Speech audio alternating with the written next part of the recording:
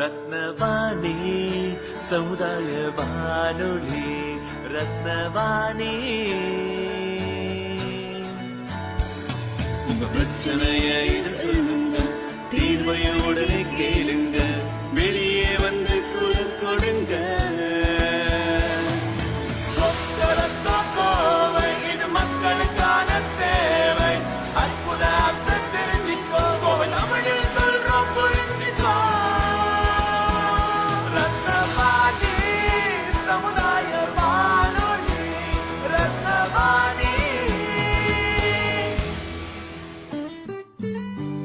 ரத்னவாணி 90.8 சமுதாய வானொலி ஒலிபரப்பு கோவை ஈச்சனாரி ரத்தினம் கல்லூரி வளாகத்தில் இருந்து ஒலிபரப்பாகிறது.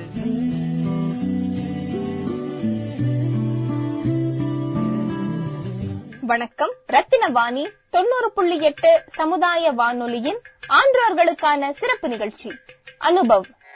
வாருங்கள் வாருங்கள் நண்பர்களே, கூடுங்கள் கேளுங்கள் நண்பர்களே. வாருங்கள் வாருங்கள் நண்பர்களே, கூடுங்கள் கேளுங்கள் நண்பர்களே.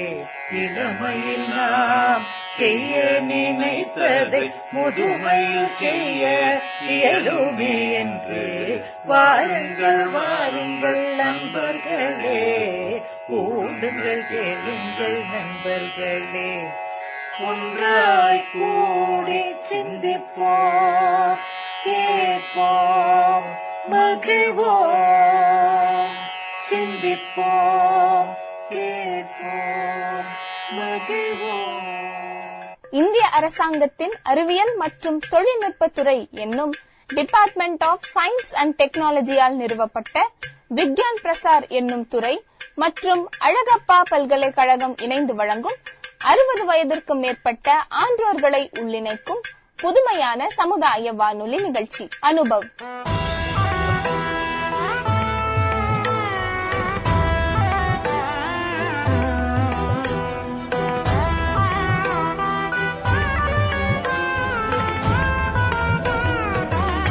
இந்நிகழ்ச்சியின் மூலம் அறிவியல் துறையில் சாதனை படைத்த ஆன்றோர்களின் அனுபவங்கள் மற்றும் அறிவியல் துறையில் கைதேர்ந்த வல்லுநர்களின் புது அறிவு மற்றும் பொது அறிவுகளை கோவையில் வாழும் மூத்த குடிமக்களுடன் பகிர்ந்து கொள்ளும் முயற்சியே இந்த நிகழ்ச்சி.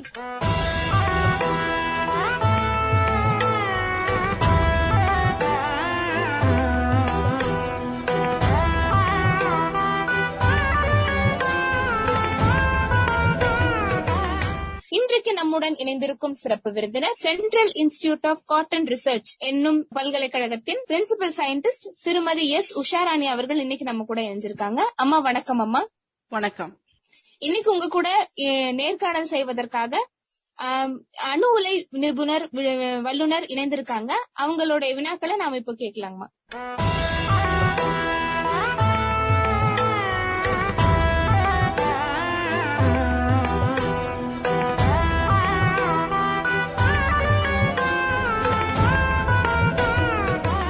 சாதாரணமான மக்களுக்கு எல்லாருக்கும் நல்லா தெரிஞ்சது விஷயம் என்னன்னா, பருத்தி பஞ்சில் இருந்து நூல் இழை எடுத்து அதுக்கடுத்தாப்புல ஜவுளித்துறைக்கு தவிர நெய்தலுக்கு அனுப்புறாங்க, நெசவு தொழிலுக்கு அனுப்புகிறார்கள் என்று தெரியும். அந்த வகையில் பார்க்கும் பொழுது பஞ்சிலிருந்து ஆரம்பித்து தேவைப்பட்ட தடிமன் உள்ள நூல் இழையினை உருவாக்குவது வரைக்கும் உண்டான ப்ராசஸ் டெக்னாலஜி இன்ஜினியரிங்ல சொல்லுவாங்க. அந்த முறைமை தொழில்நுட்பத்தை பற்றி ஓரளவு கூறவும். எங்களுடைய நிறுவனத்தில் இந்த பருத்தி சாகுபடி செய்கிற எல்லா தொழில்நுட்பங்களை கண்டுபிடிக்கிற அளவுக்கு எங்களுடைய நிறுவனத்தில் நாங்கள் வேலை செய்கிறோம். இந்த பருத்தி சாகுபடிக்கு பிறகு இந்த பஞ்சின் தரம் வரை, பஞ்சிலிருந்து நூல் எடுத்து அதுக்கப்புறமா ஆடை நெய்வது வரை அதை குறித்த ஆராய்ச்சி இதே இந்திய வேளாண் ஆராய்ச்சி கழகத்தில் கீழாக செயல்படும் CIRCOT, central institute of research on cotton technology என்று சொல்லப்படுகிற இன்ஸ்டிடியூட்ல மும்பை பகுதியில அதனுடைய தலைமை அலுவலகம் இருக்கிறது. இங்க கோயம்புத்தூரிலும் அதனுடைய கிளை அலுவலகம் இருக்கிறது. அந்த நிறுவனத்துல அதற்கான ஆராய்ச்சிகள் அதிகமாக மேற்கொள்ளப்படுகின்றன. எங்கள் நிறுவனத்தை பொறுத்தவரை நாங்கள் இந்த சாகுபடியோடு எங்களுடைய இந்த ஆராய்ச்சி நின்று விடுகிறது. நின்று விடுகிறது. அடுத்த முக்கியமான கேள்வி என்னன்னா, இன்றைக்கு இருக்கக்கூடிய சூழ்நிலையில அநேகமாக மாணவர்கள் அனைவரும் இந்த மாதிரி ஏதேனும் ஒரு தொழில்நுட்பத்தை எடுத்து ப்ராஜெக்ட் ஒர்க் சொல்லுவாங்க. அந்த மாதிரியான முறையில எம்எஸ்சி ப்ராஜெக்ட், முதுநிலை அளவுல ப்ராஜெக்ட், பிஎஸ்சி லெவல்ல முதுநிலை ப்ராஜெக்ட், அக்ரிகல்ச்சரை தவிர்த்து பாட்டனியும் அக்ரிகல்ச்சரும் ஒன்றோடு ஒன்று இணைந்திருக்கும் என்பதனால் ஆர்ட்ஸ் அண்ட் சயின்ஸ் காலேஜில இருந்து ஏதாவது ப்ராஜெக்ட் எடுக்க வழிவகை இருக்கிறதா? நிச்சயமாக இருக்கிறது. எங்களுடைய நிறுவனத்தில் பல்வேறு தரப்பட்ட வேளாண் விஞ்ஞானிகள் இருக்கிறார்கள். பிளான்ட் பிரீடர்ஸ் என்று சொல்லப்படுகிற அந்த பிரீடிங் ஒர்க்ஸ், பருத்தியில புதிய புதிய ரகங்களை கண்டுபிடிக்கிற விஞ்ஞானிகள் இருக்கிறார்கள். பாட்னி ஸ்டூடெண்ட்ஸ் அவங்களோட சேர்ந்து இந்த புது புது ரகங்களை கண்டுபிடிக்கிற அந்த ஒரு ஆராய்ச்சி பணியில அவங்க சேர்ந்து ஈடுபடலாம். அது மாத்திரமல்ல, அக்ரானமி, சாயில் சயின்ஸ் என்று சொல்லப்படுகிற உழவியல் துறை, மண் ஆய்வியல் துறை, அப்படிப்பட்ட விஞ்ஞானிகளும் இருக்கிறார்கள். சோ அதுலயும் அந்த பாட்னி ஸ்டூடெண்ட்ஸும் இல்ல கெமிஸ்ட்ரி ஸ்டூடெண்ட்ஸ் அவர்களெல்லாம் இணைந்து சில ப்ராஜெக்ட்ஸை செய்யலாம். அது மாத்திரமல்ல, என்டமாலஜி, பூச்சியியல் துறை, நோயியல் துறை, பிளான்ட் பேத்தாலஜி, அப்படிப்பட்ட விஞ்ஞானிகளும் எங்களோடு கூட இருக்கிறார்கள். என்னை போன்ற வேளாண் விரிவாக்கத்துறை விஞ்ஞானிகளும் வேளாண் பொருளியல் துறை விஞ்ஞானிகளும் இருக்கிறார்கள். நிச்சயமாகவே பாட்னி ஸ்டூடெண்ட்ஸ் மற்றும் மற்ற ஸ்டூடெண்ட்ஸ் எங்களோடு கூட இணைந்து ப்ராஜெக்ட் செய்யலாம். அது மாத்திரமல்ல, நாங்கள் பாரதியார் யூனிவர்சிட்டியினால அங்கீகரிக்கப்பட்ட ஒரு நிறுவனம். சோ எம்பில், இப்ப எம்பில் இல்ல, பிஎச்டி பண்ணுகிறவர்கள், எம்எஸ்சி பண்ணுகிறவர்கள் எங்களோடு கூட அவர்கள் ஆராய்ச்சி பணியில் ஈடுபட முடியும். சோ அதுல கொலாபரேஷன் முடியும் அப்படின்னு நீங்க சொல்றீங்க. புரியுது. அதுல உங்கள் படிப்பு சம்பந்தமாவும் ஆராய்ச்சி சம்பந்தம் உண்டான டாக்குமெண்ட்ஸை பார்க்கும்போது ஐசிடி இனிஷியேட்டிவ் இன் டிரான்ஸ்பரிங் டெக்னாலஜி, ஐசிடி என்றால் என்ன? ஐசிடி என்பது இன்ஃபர்மேஷன் அண்ட் கம்யூனிகேஷன் டெக்னாலஜி என்று அதனுடைய சுருக்கம் தான் ஐசிடி என்பது. இப்பொழுது நீங்கள் எடுத்துக்கொண்டீர்கள் என்றால் எல்லா பக்கமும் டிஜிட்டலைசேஷன் தான் ரொம்ப அதிகமாக இந்த நாட்களில் காணப்படுகிறது. சோ விவசாயத்துறையிலும் இந்த இன்ஃபர்மேஷன் டெக்னாலஜியை கொண்டு நாம் சில காரியங்களை செய்ய வேண்டும் என்பதற்காக எடுக்கப்பட்ட முயற்சிகள் தான் ஐசிடி இனிஷியேட்டிவ்ஸ் இன் காட்டன் இம்ப்ரூவ்மெண்ட். அதுல பாத்தீங்கன்னா நாங்க என்ன செஞ்சிருக்கோம்னா, இந்த இ கப்பாஸ் அப்படின்னு ஒரு ப்ராஜெக்ட் நாங்க வச்சிருக்கிறோம். இ எலக்ட்ரானிக், கப்பாஸ் ஹிந்தியில பஞ்சு, காட்டன் அர்த்தம், பருத்தி என்ற அர்த்தம். சோ அந்த இ கப்பாஸ் ப்ராஜெக்ட்ல நாங்க என்ன பண்றோம்னா, நான் ஏற்கனவே சொன்னது போல எல்லாருடைய அலைபேசி, இந்திய நாட்டில் உள்ள ஏறக்குறைய ஒரு 9 மாநிலங்கள்ல பருத்தி சாகுபடி செய்கிற விவசாயிகளினுடைய டேட்டா பேஸ நாங்க வச்சிருக்கிறோம். அது மாத்திரமல்ல, அவர்களுடைய அலைபேசிகளுக்கு நாங்க இந்த தொழில்நுட்பங்களை அவர்களுக்கு நாங்கள் சிறு தகவல்களாக அனுப்பி கொண்டிருக்கிறோம். சோ இதன் மூலமாக அவர்களுடைய வாழ்க்கையில நிறைய பேருடைய அந்த பருத்தி சாகுபடி செய்கிற முறை மாற்றி இருக்கிறார்கள். அதன் மூலமாக பலனும் பெற்று இருக்கிறார்கள். இது ஒரு வகையாக நாங்க ஐசிடி இனிஷியேட்டிவ் எங்களுடைய.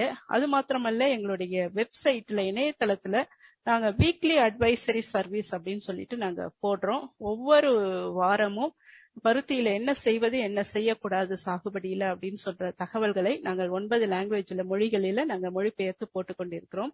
அதுல பாத்தீங்கன்னா எல்லா மாநிலங்களுக்கு உரிய பிரத்யேக தகவல்கள், அவங்க லோக்கலைஸ்டா அவங்களுக்கு என்ன தேவையோ அந்த தகவல்கள் சொல்லப்பட்டிருக்கிறது. சோ அந்த இணையதளத்தை மூலமாக அந்த செய்திகளை அறிந்து கொள்ளக்கூடியவர்கள் அதை பயன்படுத்த முடியும். இப்படியாக நாங்க இந்த இன்ஃபர்மேஷன் டெக்னாலஜி யூஸ் பண்ணி இந்த வேளாண் பருத்தி குறித்த சாகுபடி தகவல்களை எப்படியாவது விவசாயிகளுக்கு கொண்டு சேர்க்க வேண்டும் என்ற முயற்சியில நாங்க ஈடுபட்டு கொண்டு இருக்கிறோம். அடுத்து இன்னொரு நீங்க ஒரு புதிய முறையில ஒரு ஆராய்ச்சி கட்டுரை ஒண்ணு எழுதிருக்கீங்க. இதுல இன்டர்நேஷனல் கான்பரன்ஸ்ல 2012 கொடுத்தது. அதை பத்தி ஒரு சின்ன கேள்வி கேட்கிறேன். முதல்ல தலைப்பை சொல்லிடுறேன். Assessment of changes created by conventional biotech and organic cotton on livelihoods of cotton growers, extended summaries. ஒரு அதுக்கு ரெஃபரன்ஸ் தேர்ட் இன்டர்நேஷனல் கான்பரன்ஸ் அப்படின்னு டைவர்சிபிகேஷன், அக்ரிகல்ச்சர் டைவர்சிபிகேஷன். அப்போ என்னங்கிறது கொஞ்சம் முன்னால விரிவாக்கம் சொன்னா, இப்ப டைவர்சிபிகேஷன் என்ன சொல்லுவாங்க? இந்த ஆராய்ச்சி கட்டுரையை பொறுத்தவரை கன்வென்ஷனல் காட்டன் என்பது பொதுவாக நார்மலா சாகுபடி செய்கிற ஒரு முறை. அப்படிப்பட்ட பருத்தி சாகுபடி செய்கிற விவசாயிகள். அடுத்தது பாத்தீங்கன்னா ஜெனட்டிக்கலி மாடிஃபைட் கிராப் அப்படின்னு சொல்றாங்க. மரபணு மாற்றம் செய்யப்பட்ட பருத்தி, பிடி காட்டன் அப்படின்னு சொல்லுவாங்க, பேசிலஸ் துரிஞ்சியன்சிஸ் காட்டன். அந்த பருத்தி சாகுபடி செய்கிறவர்கள் அவர்கள் ஒரு வகையான பருத்தி விவசாயிகள். அடுத்து பாத்தீங்கன்னா அங்கக பருத்தி, ஆர்கானிக் காட்டன் என்று சொல்லப்படுகிற அந்த அங்கக பருத்தி, இயற்கை வழி பருத்தி அப்படி சாகுபடி செய்கிற ஒரு விவசாயிகள். இந்த 3 விவசாயிகளுக்கும் அந்த ப்ரொடக்ஷன் சிஸ்டம்ல இருக்கிற தன்மைகளை பகுத்தறிவதற்காக மேற்கொள்ளப்பட்ட ஆராய்ச்சி தான் அது. இப்போ எடுத்துக்கிட்டீங்கன்னா இந்த நிலையில நம்ம இந்திய நாட்டை பொறுத்தவரை 90% அதிகமாக இந்த மரபணு மாற்றம் செய்யப்பட்ட பருத்தி சாகுபடி செய்கிற விவசாயிகள் தான் இருக்கிறார்கள். இந்த சாதாரண முறையில் மரபணு மாற்றம் செய்யப்படாத அந்த நம்மளுடைய பாரம்பரிய வகை பருத்திகளை சாகுபடி செய்கிறவர்கள் மிகவும் குறைவு. அதே சமயத்தில் அங்கக வகை பருத்தியை சாகுபடி செய்கிறவர்கள் ஓரளவு ஒவ்வொரு நாளும் கொஞ்சம் அதிகரித்துக் கொண்டே வருகிறார்கள். உலக அளவில் அங்கக பருத்தி உற்பத்தியிலும் இந்தியா முதலிடத்தில் இருக்கிறது. சோ இதனுடைய இப்படிப்பட்ட விவசாயிகளுடைய தன்மைகளை ஆராய்வதற்காகத்தான் அந்த ஒரு ஆராய்ச்சி கட்டுரை சமர்ப்பிக்கப்பட்டது. ஓகே, சந்தோஷம் மேடம். இதுல இன்னும் ஒரே ஒரு சின்ன கேள்வி, திரும்ப அங்கக பருத்தி பத்தியே நான் கேள்வி கேட்கிறேன். ஏன்னா இது முன்னால நீங்க சொன்ன மாதிரி மானாவரி பயிர் தண்ணீர் தேவையில்லைங்கிறத பொறுத்த மட்டும் தண்ணீர் தேவை எந்த அளவிற்கு இல்லடா இல்லாதபடிக்கே முடியுமாங்கிறத விட சாகுபடியை பார்த்தோன்னா போகம்னு சொல்லுவாங்க. எத்தனை மாசத்துக்கு ஒரு ட்ரிப் எதிர்பார்த்த சாகுபடி கிடைக்கும், வருஷத்துல 2 ட்ரிப் போடலாமா 3 ட்ரிப் போடலாமா, அந்த மாதிரி பருத்தி சாகுபடியை பொறுத்தவரை ஒரு வருடத்திற்கு ஒரு விவசாயி ஒரு முறை போட முடியும். ஏனென்றால் சில ரகங்கள் 6 மாதம் வரை போகும், 5 மாதம் 6 மாதம் வரை அதனுடைய வயது இருக்கும். ஆனா பருத்தி சாகுபடி நம்ம தமிழ்நாட்டுல மட்டும் எடுத்துக்கிட்டீங்கன்னாங்களே குளிர்கால இரவை பருத்தி அப்படின்னு சொல்லுவாங்க. அது இந்த ஆடிப்பட்டத்துல போடுகிற பருத்தி. அடுத்ததாக ஒரு சில மாவட்டங்கள்ல கோடை காலத்துல தண்ணீர் வசதி இருக்கிற சில மாவட்டங்கள், சேலம், இந்த ஆத்தூர், நாமக்கல், இப்படிப்பட்ட மாவட்டங்கள்ல கோடைக்கால இரவை பருத்தின்னு ஒரு தனிப்பட்ட விதத்துல பருத்தி சாகுபடி செய்யறாங்க. அது பாத்தீங்கன்னா இந்த மாசிப்பட்டத்துல அவங்க போடுவாங்க. அது மாத்திரம் இல்லாம இந்த நெல் பயிர் அதிகமா சாகுபடி செய்கிற தஞ்சாவூர், திருவாரூர் இப்படிப்பட்ட மாவட்டங்கள்ல நெல் பயிர் முடிந்த உடனே நெல் தரிசாக இந்த தரிசு பருத்தி, நெல் தரிசு பருத்தின்னு சொல்லுவாங்க, இந்த பருத்தியை சாகுபடி செய்யறாங்க. ஆக மொத்தம் இப்படி பல வகைகள்ல சாகுபடி செய்யலாம். ஆனா ஒரு முறை ஒரு வருடத்துல ஒரு முறை பருத்தி சாகுபடி செய்ய முடியும். இல்லைன்னா 2 மாசிப்பட்டத்திலயும் அவர்களுக்கு வேறு நிலம் இருந்தா, இரவையில தண்ணீர் வசதி இருந்தா அவங்க சாகுபடி செய்யலாம். சரி, இன்னொரு கேள்வி. இன்றைக்கு இருக்கிற சூழ்நிலையில இப்ப திடீர்னு இந்த மாதிரி கொட்டின மழை பெஞ்சு தமிழ்நாடு பூரா வெள்ளம் இதனால பாதிக்கப்பட்டிருக்கு. இதனால ஏற்கனவே சாகுபடி செய்யப்பட்ட பருத்தி எந்த அளவுக்கு பாதிக்கப்படும்? அவ்வாறு பாதிக்கப்படாம இருக்கணும்னா அவற்றையெல்லாம் எவ்வாறு சரியான கிடங்குகளில் சேமித்து வைக்க வேண்டும்? பருத்தி சாகுபடி சாகுபடி நிலையில இருக்கிற பருத்தி எடுத்துக்கிட்டோம்னா அதுக்கு சில நோய்கள் தாக்க வாய்ப்பு உண்டு. அதுக்கப்புறம் பருத்தி அழுகி போக, அந்த செடி அழுகி போக வாய்ப்புண்டு. அதிகமாக தண்ணீர் நின்று கொண்டிருந்தால் பூச்சிகள் தாக்க வாய்ப்புண்டு. இதற்கு நல்ல வடிகால் வசதி செய்ய வேண்டும். முதலாவதாக நம்முடைய நிலத்துல அந்த தண்ணீர் தேங்காதபடி வடிந்து போகுவதற்கான எல்லா வாய்ப்புகளையும் விவசாயிகள் மேற்கொள்ள வேண்டும். பஞ்சு ஏற்கனவே பருத்தியை சாகுபடி செய்து வைத்திருக்கிற விவசாயிகள் அதை நல்ல ஒரு இடத்துல அவர்கள் வீடுகளிலோ அல்லது கிடங்குகளிலோ நல்ல ஒரு உலர்ந்த நிலையில் அந்த பஞ்சினை அவர்கள் சேமித்து வைக்க வேண்டும். அதற்கான வசதிகள் வேளாண் ஒழுங்கு முறை விற்பனை கூடங்கள்ல செய்யப்பட்டிருக்கிறது. அந்த இடங்கள்லயும் அவர்கள் சேமித்து வைக்கலாம். இல்ல அவர்கள் வீடுகளிலே மிகவும் உலர்ந்த ஒரு சூழ்நிலையில் ஒரு நல்ல ஒரு வெண்ணிற ஆடையை போர்த்தி அதை பத்திரமாக சேமித்து வைக்க வேண்டும். அந்த வெண்ணிற ஆடை என்பது மிகவும் முக்கியமானது. பிகாஸ் கலர் நிறம் வேற ஏதே நிறம் சார்ந்த இது சாயம் போட்ட துணிகளால் கூட செய்யலாமா கூடாதா? வேறு துணிகளை நீங்கள் சொல்வது போல சாயம் போகக்கூடிய துணிகளா இருந்தால் நிச்சயமாக சிறிது தண்ணீர் பட்டால் அதிலிருந்து சாயம் கசிந்து பஞ்சினுடைய வெண்மை தன்மையும் குலைத்துவிடும். முடிந்தவரை விவசாயிகள் எல்லாருமே அவர்களுடைய இப்படி வெண்மையான துணிகளை போர்த்தி இருப்பதை நாங்கள் அதிகமாய் பார்த்திருக்கிறோம். நாங்கள் அவர்களுக்கு சொல்வதும் பருத்தி சேமித்து வைக்கும் போது அந்த இடம் மிகவும் சுத்தமாக இருக்க வேண்டும். அந்த இடத்துல சிறு முடி கூட விழாதபடி நம்ம பார்த்து கொள்ள வேண்டும். ஏனென்றால் அது பஞ்சின் தரத்தை அது குறைத்துவிடும். முடிந்த அளவுக்கு அதை மிகுந்த சுகாதாரமான ஒரு முறையில நம்ம பாதுகாக்க வேண்டும். வெண்ணிற ஆடை என்று சொல்வது இதற்காகத்தான், சாயம் படாமல் இருப்பதற்காக. அப்புறம் நீங்க 2 நூல்கள் வெளியிட்டிருக்கீங்க, புஸ்தகங்கள் வெளியிட்டிருக்கிறீங்க. ஃபார் டிப்ளமா இன் அக்ரிகல்ச்சர்னு சொல்லிட்டு அக்ரிகல்ச்சரல் எக்ஸ்டென்ஷன் அப்படின்ற ஒரு புக்கும், இது வந்து இதுக்கு இதெல்லாம் கொடுத்துருக்கு. Awarded best book by the agriculture scientific Tamil society சொல்லிருக்கு. ரொம்ப சந்தோஷம். அதுக்காக உங்களுக்கு என்னுடைய இந்த ரத்னவாணி சார்பா எங்களுடைய வாழ்த்துக்களையும் வணக்கங்களையும் இது சார்பா தெரிவித்துக் கொள்கிறோம்.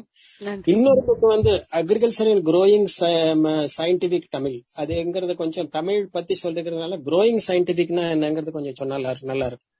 அதாவது பொதுவாகவே சயின்ஸ் என்று எடுத்துக்கொண்டால் ஆங்கில வழியில் தான் நம்ம பொதுவாகவே இந்த காரியங்களை பார்த்து கொண்டு இருக்கிறோம். அதிலும் விவசாயத்துறையில ஆங்கில வழியில் தான் அதிகமாக இந்த ஆராய்ச்சியும் மற்றும் மற்ற படிப்பு கல்வியும் வந்து ஆங்கில வழியில் தான் இருக்கிறது. இதற்காக ஒரு முயற்சி மேற்கொள்ளப்பட்டது. அது தமிழ் வழியில் சில காரியங்களை விவசாயத்துறையில் செய்ய வேண்டும் என்பதற்காக ஆரம்பிக்கப்பட்ட ஒரு சொசைட்டி தான் இந்த Tamil agriculture scientific society.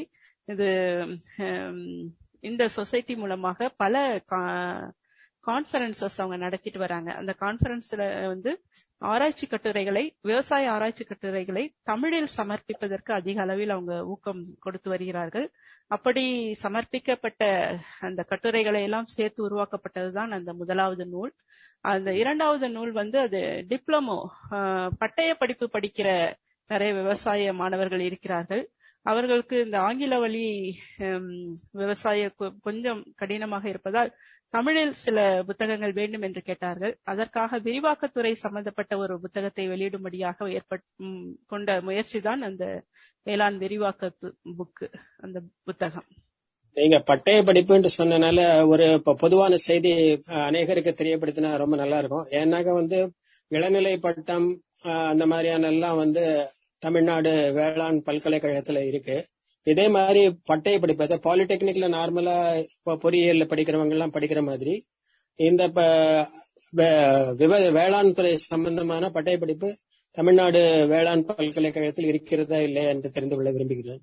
Tamil Nadu வேளாண்மை பல்கலைக்கழகத்திலும் அதில் சார்ந்த சில விவசாய கல்லூரிகளிலும் இந்த பட்டய படிப்பு இருக்கு.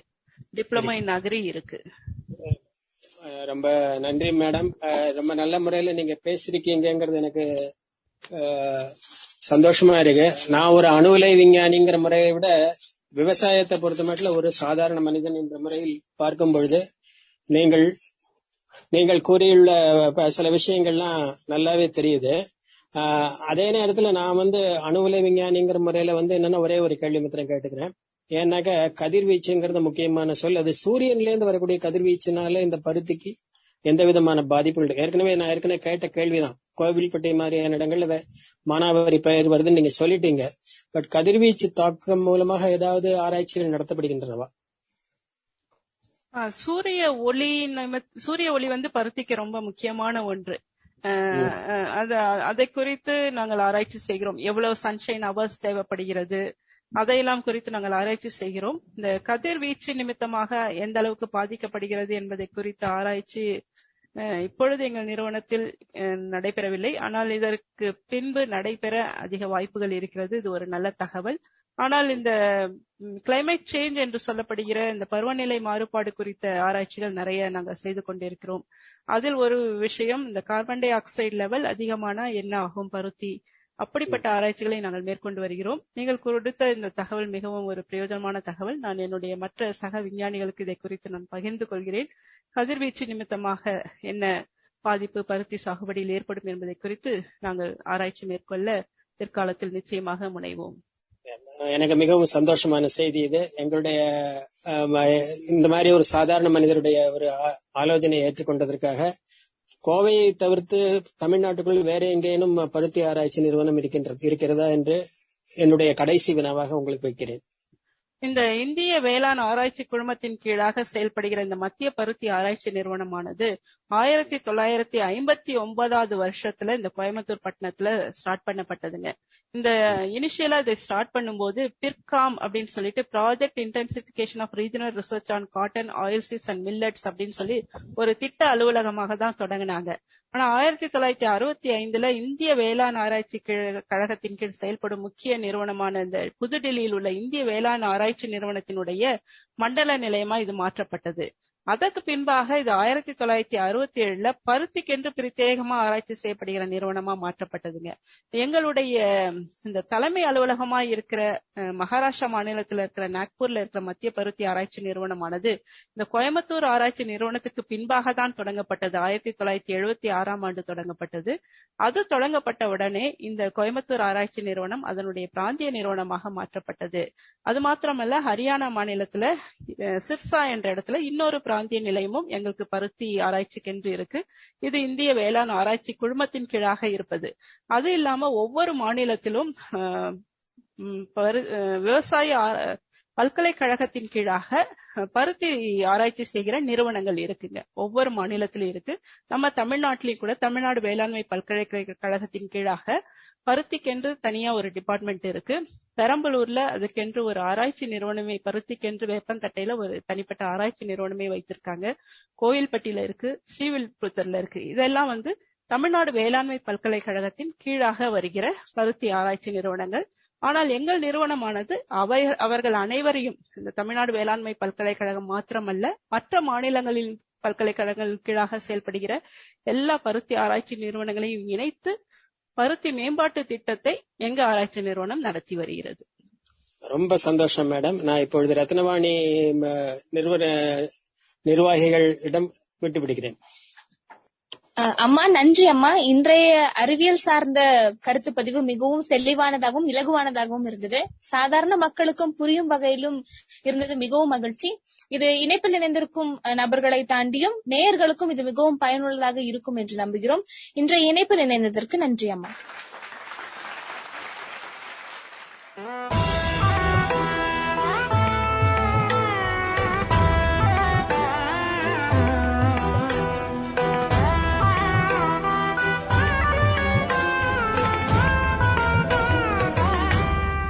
இந்திய அரசாங்கத்தின் அறிவியல் மற்றும் தொழில்நுட்பத்துறை என்னும் டிபார்ட்மெண்ட் ஆஃப் சயின்ஸ் அண்ட் டெக்னாலஜியால் நிறுவப்பட்ட விக்யான் பிரசார் என்னும் துறை மற்றும் அழகப்பா பல்கலைக்கழகம் இணைந்து வழங்கும் 60 வயதிற்கும் மேற்பட்ட ஆன்றோர்களை உள்ளிணைக்கும் புதுமையான சமுதாய வானொலி நிகழ்ச்சி அனுபவ் என்னும் இந்நிகழ்ச்சியின் அடுத்த அத்தியாயத்தில் உங்களை சந்திக்கிறோம். நன்றி, வணக்கம். வாருங்கள் வாருங்கள் நண்பர்களே, கூடுங்கள் கேளுங்கள் நண்பர்களே.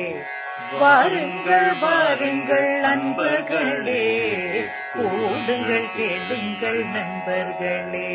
இளமையில் நாம் செய்ய நினைத்ததை முதுமையில் செய்ய இயலுமே என்று வாருங்கள் வாருங்கள் நண்பர்களே, கூடுங்கள் கேளுங்கள் நண்பர்களே.